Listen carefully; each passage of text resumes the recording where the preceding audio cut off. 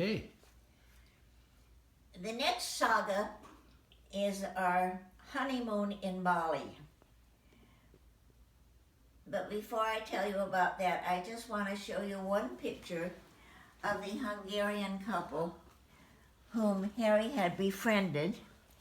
And they came from Hungary in the late 1930s. She was Jewish and escaped for safety reasons.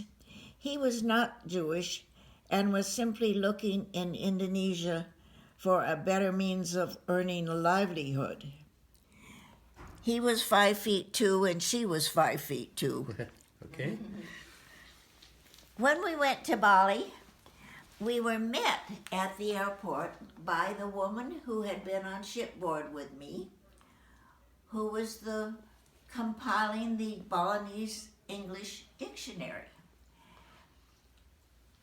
And she took us in hand, along with another American couple who had also just been married in Batavia, who were also celebrating their honeymoon. So the two young couples sort of shared the honeymoon experiences. And some of the experiences which are so memorable were watching Balinese dances, which had not been shown since before the war. But Mrs. Mershon had influence, and she organized them so that we saw the monkey dance out in an open field. It's, for those of you who might have seen it, it's a group of men and they keep dancing in sort of a circle, getting more and more frenzied until at the end of the dance, they end up in a huddle, something like a massive football huddle. And this is accompanied by the drums of the gamelan orchestra. And the other dance that we watched was one which was highly stylized, that told folklore and tales by means of costumes, gestures, masks, and that sort of thing. There would be beautiful women doing these lovely, gorgeous movements with their arms and graceful swaying back and forth, and then they would be these vicious-looking villains and these horrible masks stomping all around them, and you sort of picked up the story by watching it. The gamelan orchestra was on my left, and all of the audience sat on the ground. And these were all the Balinese women and children and men who were watching the dances. And this dance was held in the middle of a Balinese compound, village, and we were given chairs to sit in. We had comfortable armchairs. Do you have pictures? I have, no, I have a couple pictures of Bali, which I'll show you in just a minute. There are no pictures of the dancers, except in that book where they have I'm sure they have dancers, or Balinese women anyway. But I would like to show you one of the other beautiful things about Bali, and that was the rice paddies. In the middle of the island of Bali, there's a big mountain. Have you ever been there? I've never been to Bali, no. You haven't? Well, there's a big mountain, and we did climb to the top of that mountain, and on the climb, we saw all of these wonderful, gorgeous pictures of the rice paddies. And here's a picture of a rice paddy. And here's a picture of a Balinese man, which more or less how they looked. And I don't know, did you find any picture in there? Here's a stall. A what? Here. Oh, a Balinese stall, yes.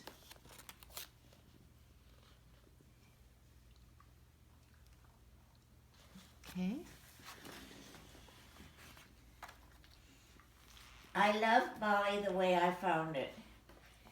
It was so completely unspoiled. There were gorgeous, gorgeous beaches. Unspoiled sand beaches. There were no hotels. There were no massive structures of any kind. We would walk along the streets, which were very simple little dirt streets with small shops on either side, kiosks they were called, and they were usually manned by tradesmen of one sort or another. And many of the tradesmen were wood carvers because that was one of the principal exports from Bali. And they did beautiful wood carving. And I have one here. Those two are examples of Balinese wood carvings. You see them? Which two on the left? Yeah, not the lion. He doesn't belong, and not the bull. So this dancing woman? Yeah, that's a Balinese wood carving. That's a Balinese wood carving. And they usually depicted Hindu goddesses because Balinese was Hindu in religion and Java was Muslim, having been converted to Muslimism in about the 10th or 11th century. When we returned from Bali, it was the beginning of real life. Harry went off to the office and I was left behind a housewife. And it was a difficult period. All of the excitement was over and suddenly it was a big letdown. And I found myself really, really disoriented, not in tune with the people, the language, the culture in any way. The landscape was to me so barren, so desolate. It was endlessly hot and humid, and so that means there was sort of a haze of heat over everything all day. And the men typically went to work in the morning from 7 to 12, came back for a 2 or 3 hour siesta, went back to work from 3 to 6, and then came home for the evening. And during those hours, I remembered I would write letters, and I would unpack, and I would try to deal with the servants, and I would try and learn the local language, which I eventually learned to the extent that I could talk to servants and shopkeepers, but never any of the... The Balinese language or No, Javan? this is Javanese language. Javanese language. Yeah, Malay. Okay. Actually, Malay was spoken, it was the same language spoken in Bali. Okay. I never learned any of the formal language at all. Harry had found a cook for me. His name was Wong, and he spoke a few words of English. Harry thought that would be useful for me. Wong's wife kept geese that lived on the side of the house, and geese are very noisy and very pesky animals, and don't you dare go near them. They will bite and they'll scare you away. This first house that we lived in, we shared with a bachelor who was a company bachelor because there wasn't sufficient housing at that time. It was right after World War II, and they hadn't had time to build houses. Oh, here's a very bad picture of our first house in Surabaya. It was a nice little house, and it shows the porch and the entryway, and then you see it's sort of a long house stretching out. Oh, here's a better picture. This is the front view of that house. And, oh no, it's still the side view. That's the porch. That's the porch. So, we shared it with the company bachelor, and the house was pretty much a railroad. front porch, screened-in front porch, living room, long hallway toward the back. On the right of the hallway, 2 bedrooms, our bedrooms, the other company man's bedroom, bathroom on the left, dining room out there next, and out the dining room was the balcon, or the back. And that's where the servants' quarters were, that's where the kitchen was, that's where all the washing was done. Everything took place out back. A word about the bathroom. The bathroom had a mandibot, which means simply bathtub. Mandi being bath and bot being tub. It sat in the middle of the bathroom. No, it sat in the corner of the bathroom. It fit into the corner of the bathroom in a square. It was about 4 feet high. Is that 4 feet or 3.5 feet? And it had a bucket on one side, and you stood next to this tub, dipped the water in and sloshed it over your body, soaped, and then dipped it in again and sloshed it over your body and rinsed off. Cold water, of course, but it was a very hot temperature. And all the water drained toward the hole in the middle. There was sort of a sloping floor in the bathroom, a big hole in the middle, and that was the drain. And then on the right-hand side in the corner was the toilet. Of course, there was a big tank at the top, and there was a big long cord.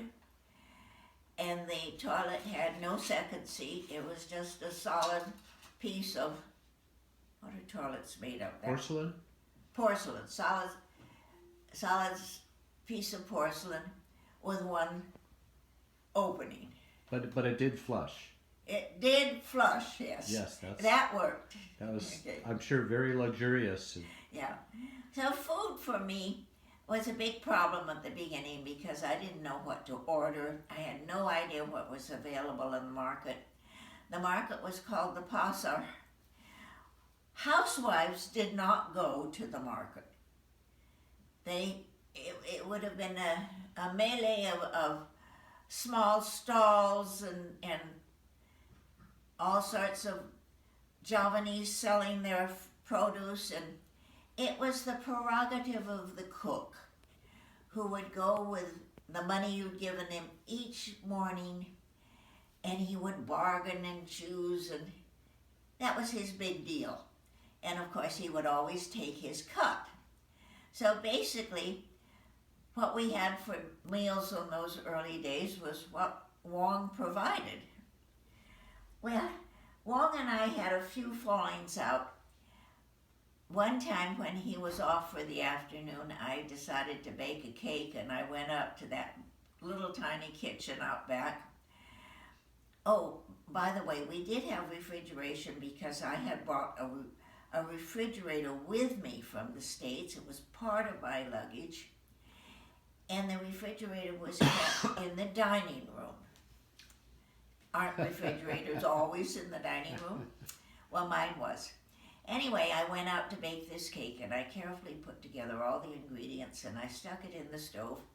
And it was an old-fashioned gas stove, which I had to light with a match and light the flame, and then shut the door and let it go. Of course, I didn't realize that you really had to control that flame and keep it turned down. And so when my cake was done, 40 minutes later, it was charcoal black.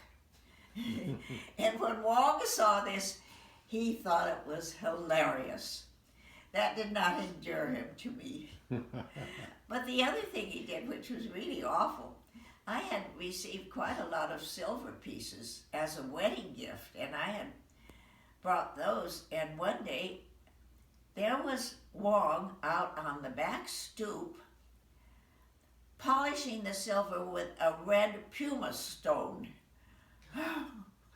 So It was shortly thereafter that Wong and I parted company. And the next cook I had was this really lovely, sweet Javanese woman. She had graying hair, which she wore pulled tight back with a bun in the back. And she would come in the morning and ask for instructions, and she would kneel in front of me. And she would call me Young Miss, which was Yamuda. So I was Yamuda. And Harry was Tuan Muda. Muda being young, meaning young. So I was the young miss, and Harry was the young sir. And when I'd finished talking to her, she would get up off of her knees and she would back out of the room. Well, I'm sure that these were the habits that were instilled in the Javanese by the Dutch, because it had been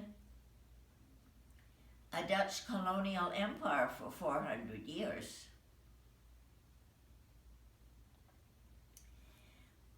I have to point out, before I continue, that when Harry went overseas, it was understood that he would have a 3-year tour, and then he would get what was called home leave, and we would be back in the States for 3 months. So this was our first tour, and Harry had been there a year before me, and then when we were married, we moved 3 more times before we went on that first home leave.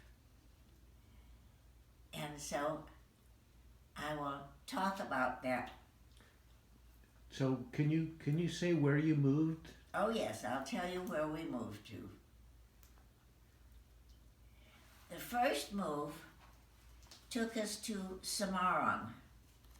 Now Semarang was a place in South Middle Java. It was the middle of Java, and it was a seaport without a port, so that when we arrived, we went by ship, we packed up all of our goods. We learned of this transfer, so we packed up all of our goods, and we proceeded to Semarang in South Middle Java, maybe an overnight by ship. And when we landed, we didn't land. We dropped anchor outside of the harbor, and we were taken ashore by lighters. And I want to show you pictures of our landing and pictures of Surabaya. This is 1951. That's a picture of Surabaya. That's my landing with the luggage. And we had a beautiful German shepherd named Molly. Of course, she came with us. And this is the house that we lived in Surabaya. We lived in the company house, and it was a mansion. Wow. It was on top of the hill, and it had lots of beautiful big rooms. And here's another picture of that house. Beautiful big house on top of the hill. We were only there for 5 months. Too bad. Yes, it was too bad. It was interesting because that was the house where we celebrated our first wedding anniversary. I remember it specifically because for the first wedding anniversary, Harry had strung up a beautiful amethyst ring, and when we sat down for breakfast, I saw this string, and I pulled out the string, and out popped a gorgeous ring. Fun. First anniversary present. That was the one that Deborah got. And I loved Surabaya for the brief time we were there. Beautiful big bedroom, high ceiling room. It was the first of the 4 or 5 company houses that we would live in. All the company houses were the same. And there was a big one in each major city in the Netherlands Indies.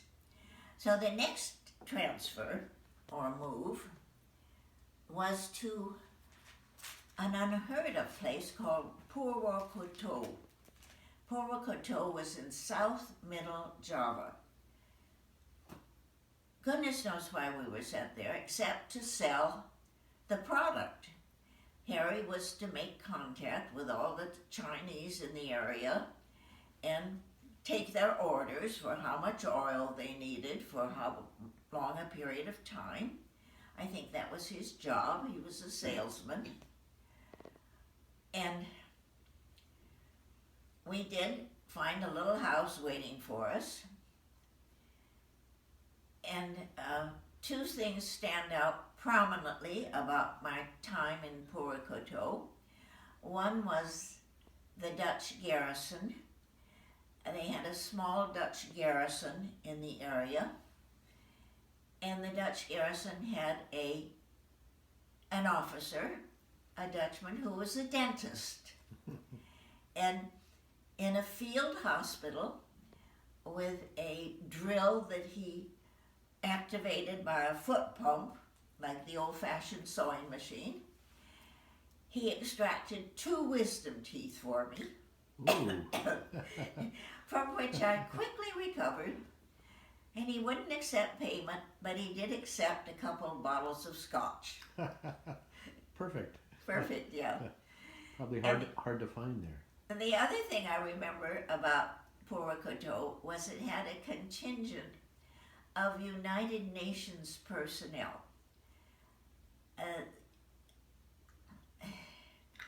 They were 3 men.